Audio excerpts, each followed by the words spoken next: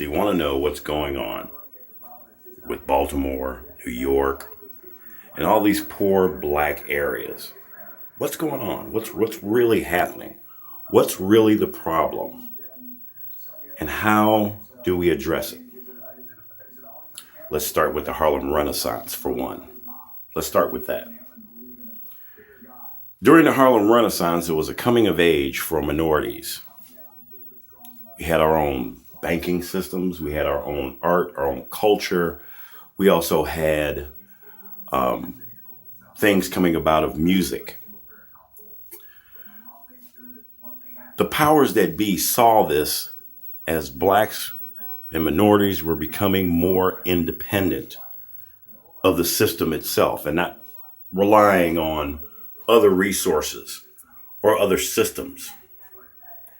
During the Harlem Renaissance, music and art was the focus of a change in the black community. Then you had in the 1950s, 1940s, minority owned banks, pawn shops, businesses, loan houses, mortgage companies. So you got to ask yourself, what was at play here when all of this fell? Because during that time, from the research I was able to find out, and some of the people that I talked to, who some are still alive and some have passed on, and in some of their writings, they talk about how minority businesses had gained trust within their own community. The money was filtered in that community and grew that community. And we're not talking about places like, like the Cotton Club. We're talking about legitimate businesses like banks, mortgage houses, pawn shops, grocery stores, variety shops. This started from the Harlem Renaissance. And the Harlem Renaissance just didn't occur in New York or Harlem. It was occurring all over the country. However, the powers that be, after Roosevelt instituted the Welfare Act, had a different agenda in mind because they saw that minorities were gaining independence. They were not relying on the government for anything, and they were doing what they were designed to do, was to create and build and reform their own communities. And as I said, those at the Council on Foreign Relations, the Trilateral Commissions, and all these globalist groups did not like what they were seeing. They didn't want to see blacks or any minority or even poor whites or poor Hispanic or poor Native Americans. They didn't want to see them grow because they became a threat to the establishment and the powers that are running this country. And we're not talking about the President of the United States. They actually run nothing. They're simply nothing but hedge fund managers. It's all they do. They're the corporate spokespersons for all of those. So you got to ask yourself, where is all the angst? Where is all this rioting coming from? What is really going on? This is what's going on. And that system is still in play.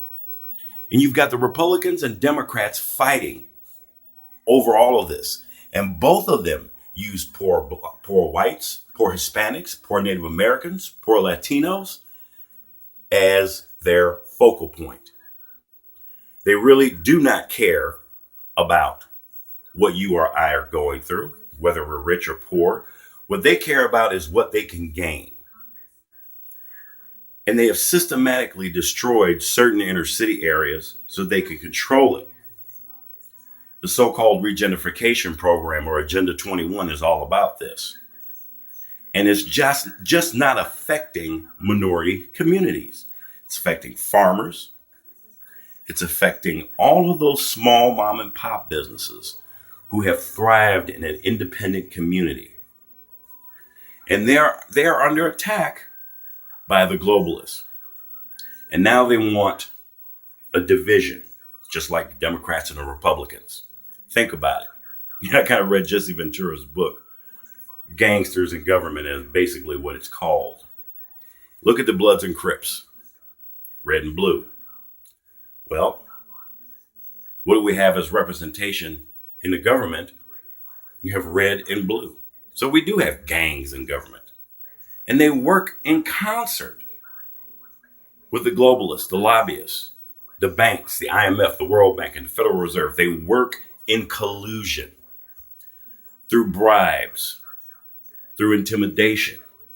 And a lot of our so-called elected representatives have been intimidated, have been bribed by these corporate gangsters, as I want to call them. So you ask yourself what's really going on. What's the problem? Why are we seeing all of this? The answer is simple. They have an agenda. It's a divide and conquer agenda. That's all it is, people. Divide and conquer. That's what they want. They want us at each other's throats. They're dividing the police against the citizenry. This whole thing in Baltimore was used as a flashpoint to incite racial tensions and to incite the government versus the people, the police versus the people versus the police. That's what this is all about. There are cops that are good cops that do their jobs. And yes, you have bad apples all over. And there are good citizens. And of course, you have the bad ones too. That's just part of life. Like you have good Christians and bad Christians, good Muslims and bad Muslims, good religions all over. But the problem is they want us divided. They don't want us getting along. That way, while we're at each other's throats, those two, or actually three groups up in Washington, the Democrats, the Republicans, doesn't matter who's in the executive office. Like I said, he's nothing but a hedge fund CEO. That's all he is.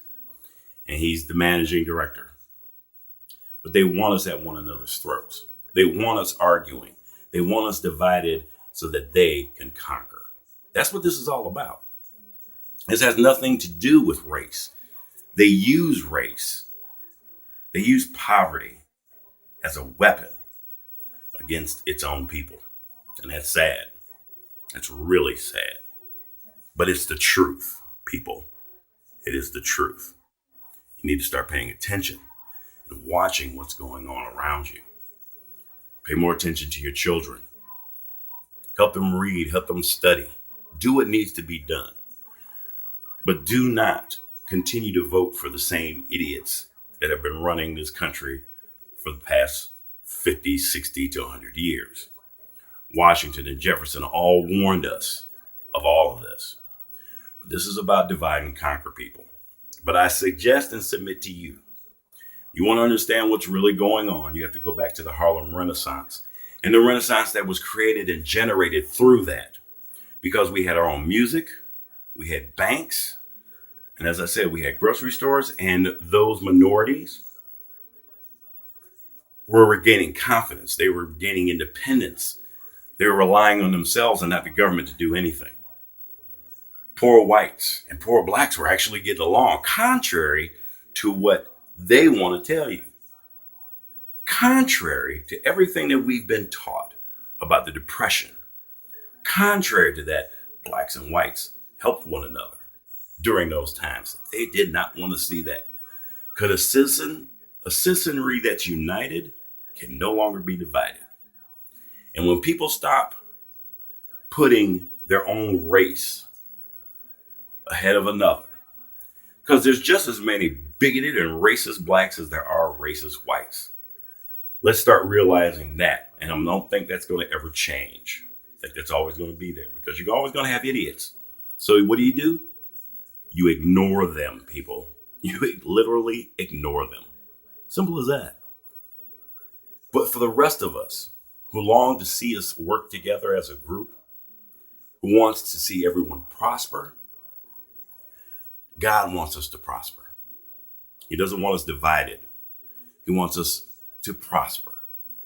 He wants us to grow and love for one another. And love, people, love destroys all hate.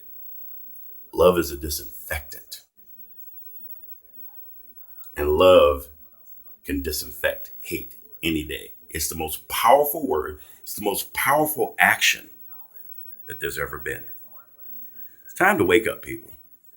Time to wake up. Let's stop voting for the same idiots that are running this country. Let's start voting differently. And the idea of socialism, communism, it's all the same. And these guys that are running our country, we're not talking about the congressmen or the senators or the president. We're talking about the banking cartels. We're talking about the corporations who have bought off our politicians and used them like hookers on crack. Let's stop it. Let's stop fighting amongst one another. I call for peace for all races. I call for peace for everyone. And I call for love, because love is the only thing that's going to change anything. And God's love overrules hate any day. Think about that, people. Think about what can be done if we stop hating, if we stop blaming everyone else and take responsibility for ourselves and what we can do to make our communities grow. I'm Nathaniel Kemp reporting. This will be my new monthly address. Thank you, and hope you're listening and watching.